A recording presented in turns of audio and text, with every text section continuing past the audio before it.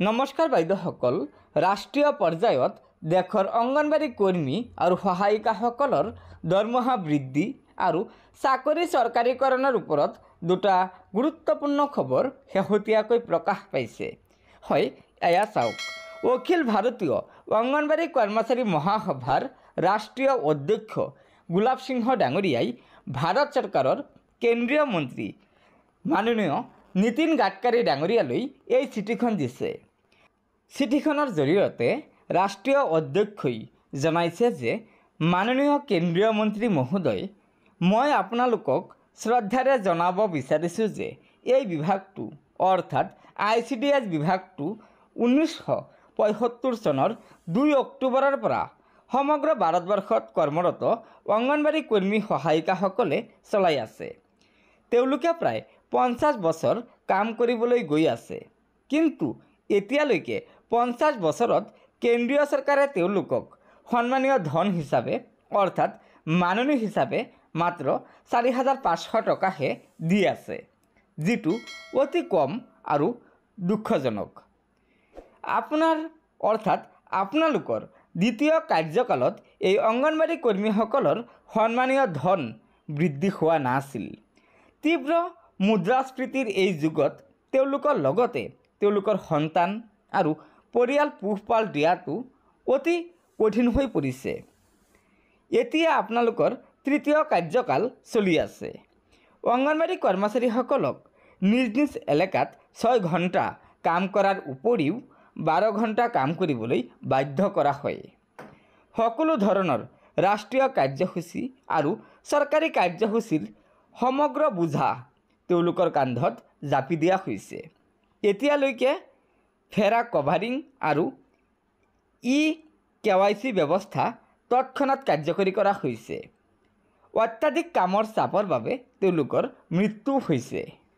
সেয়েহে মাননীয় কেন্দ্ৰীয় মন্ত্ৰী মহোদয়লৈ বিনম্ৰ অনুৰোধ যে অংগনবাড়ী কৰ্মীসকলৰ কাম কাজৰ প্ৰতি লক্ষ্য ৰাখি তেওঁলোকক চৰকাৰী কৰ্মচাৰীৰ মৰ্যাদা প্ৰদান কৰক আৰু তেওঁলোকৰ সন্মানীয় ধন অৰ্থাৎ মাননী বৃদ্ধি কৰক।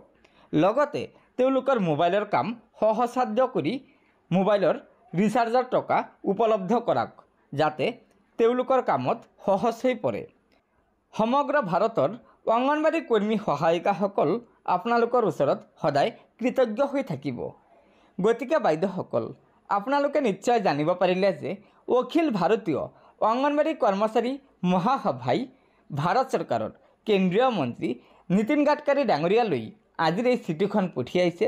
চিঠিখনৰ জৰিয়তে অংগনবাড়ী কৰ্মচাৰী মহাসংঘৰ ৰাষ্ট্ৰীয় সভাপতি গোলাপ সিংহ ডাঙৰীয়াই কেন্দ্ৰীয় মন্ত্ৰীগৰাকীক দাবী জনাইছে যে অংগনবাড়ী কৰ্মী আৰু সহায়িকাসকলৰ কামৰ প্ৰতি লক্ষ্য ৰাখি তেওঁলোকৰ চাকৰিটো চৰকাৰীকৰণ কৰিব লাগে, তেওঁলোকৰ মাননী বৃদ্ধি কৰিব লাগে আৰু তেওঁলোকক যি মোবাইল দিছে সেই মোবাইলটো উন্নত মানৰ মোবাইল দিব লাগে, লগতে ৰিচাৰ্জৰ ধন উপলব্ধ কৰাব লাগে।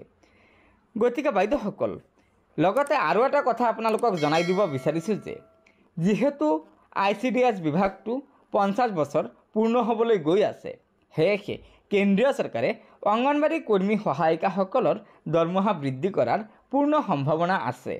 লগতে অসম চৰকাৰেও কিমান দৰমহা বৃদ্ধি কৰে সেয়া আমাৰ বাবে লক্ষণীয় হ'ব।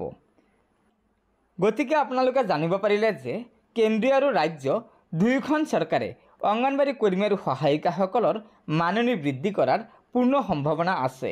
যিহেতু অসম চৰকাৰে অক্টোবৰৰ 1 তাৰিখৰ পৰা অংগনবাড়ী কৰ্মী আৰু সহায়িকাসকলৰ মাননী বৃদ্ধি কৰিবই, লগতে কেন্দ্ৰীয় চৰকাৰে বৃদ্ধি কৰিলে আমাৰ অংগনবাড়ী কৰ্মী আৰু সহায়িকাসকল বহু পৰিমাণে উপকৃত হ'ব। গতিকে বাইদেউসকল, লগৰ বান্ধৱীসকলক ভিডিঅ'টো শ্বেয়াৰ কৰি আজিৰ এই গুৰুত্বপূৰ্ণ খবৰটো জনাই দিব আৰু নতুনকৈ অহা বাইদেউসকলে অনুগ্ৰহ কৰি আমাৰ এই চেনেলটো ছাবস্ক্ৰাইব কৰি ল'ব। ধন্যবাদ। জয় আই অসম।